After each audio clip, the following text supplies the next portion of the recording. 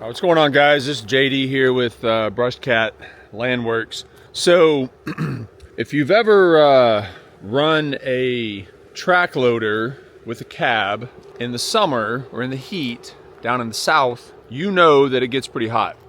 So the sun is not your friend whenever you're sitting in that cab. Even with the AC on, it penetrates through that glass. It gets pretty warm on top of your bald head, things like that. So one of the things I wanted to do is I want to tint these windows. Probably going to tint it myself. I'm not super concerned about it being professionally done. I've tinted plenty of windows in the past that have turned out just fine. I've done it I've had it done professionally, but I've also done it myself. Obviously, professional is turns out just a little bit better. So on my personal vehicles, probably that's the route I'm going to go or have gone. But for repairs or something like this track loader, it's just for me, and it's just for a purpose, just functional. So how do you tint windows in a Bobcat T770? So I've looked up a lot of videos. There's a lot of different people that have shown different ways to do it. The interesting thing about these tractors is that they all have a little bit different setup. But with the front here, with the front window, so this is a forestry door. The only obstacle is, like, I don't have the windshield, I don't have the wiper kit. I don't feel like it would last very long, honestly.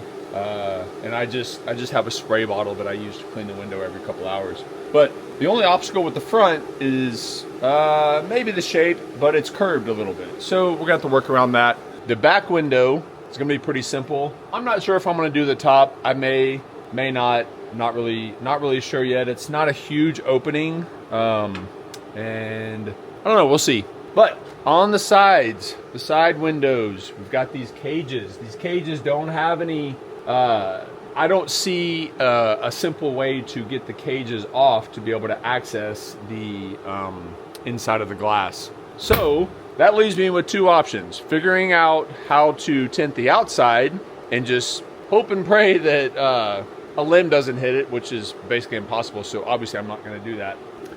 The last option, the last and only option, the option I'm going to go with is figure out how to get this glass off. Thankfully, I found a pretty easy way. So I wish that all of track loaders were the same, in this regard, as far as taking the glass out, but they're not. So you've got to figure out how to do it, for your particular model. But for this one, 2025 Bobcat T770 with the forestry package, I've found a pretty simple way to get it done. So let's jump on. Right, so the first order of business is going to be to get this raised up, and I want to go ahead and get the arms locked out, just because it tends to want to bleed down. I don't know if it's bleeding down because I have a small hydraulic leak that I'm getting fixed this next week, or that's just the nature of 3,000 pounds trying to be held up by the hydraulic system. Seems like it's always kind of bled down a little bit. But the first time it ever happened to me, if you let this thing, I left it up overnight because I was going to come sharpen my knives the next morning. So I was just kind of doing a little bit of prep. The problem was it ended up like right in here, which made it nearly impossible to get in the door. So don't make that mistake. So I'm going to raise this up, lock this out so it's nice and safe, and then I'll be able to take these windows out with the easy setup that I found. So.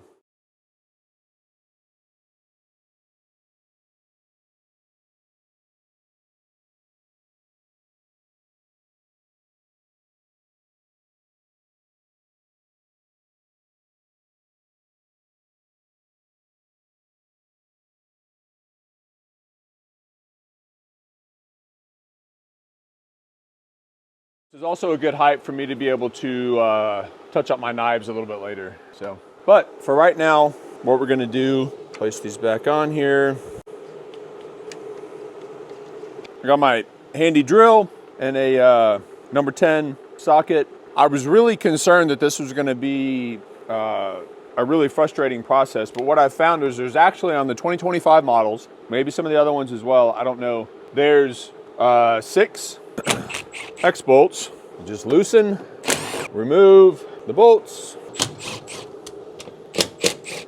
Might have to get a little ratchet that arms right in the way.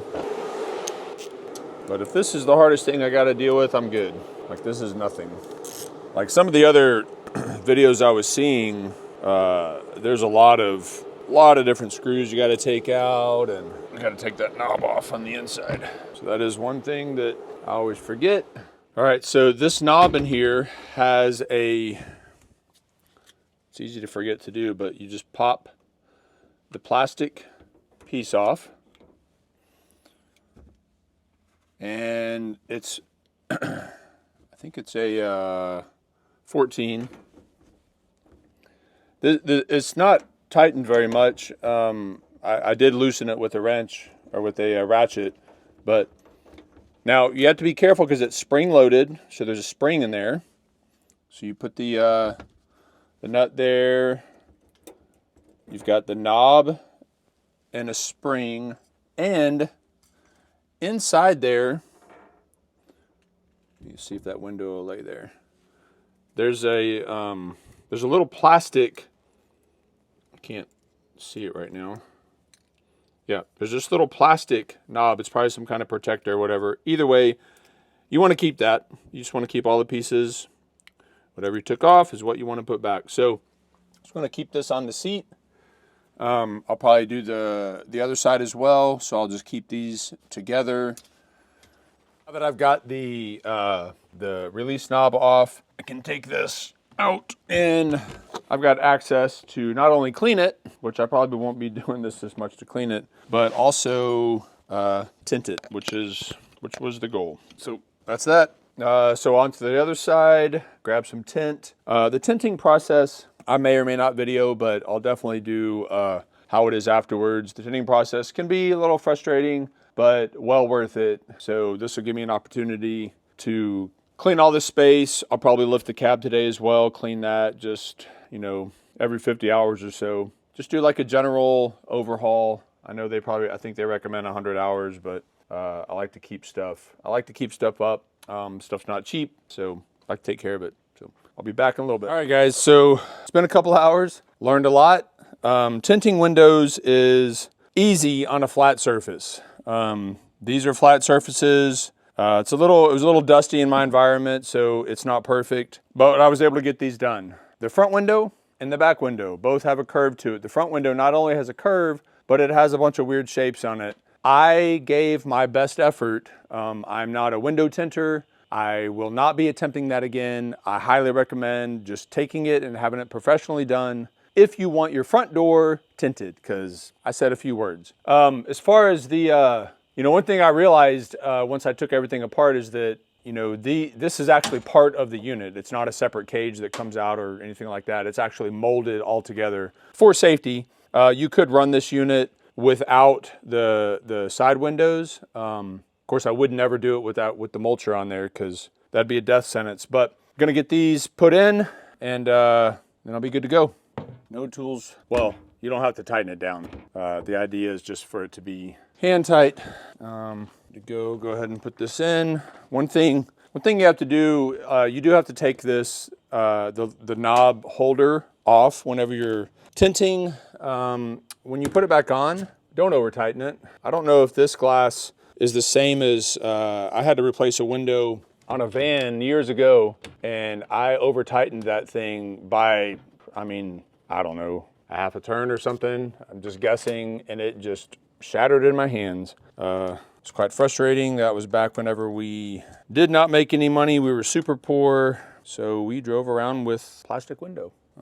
Because I couldn't, it was actually just the bolt that was missing, and I had ordered or found the bolt at a junkyard or something like that. And pretty sure this was pre-internet.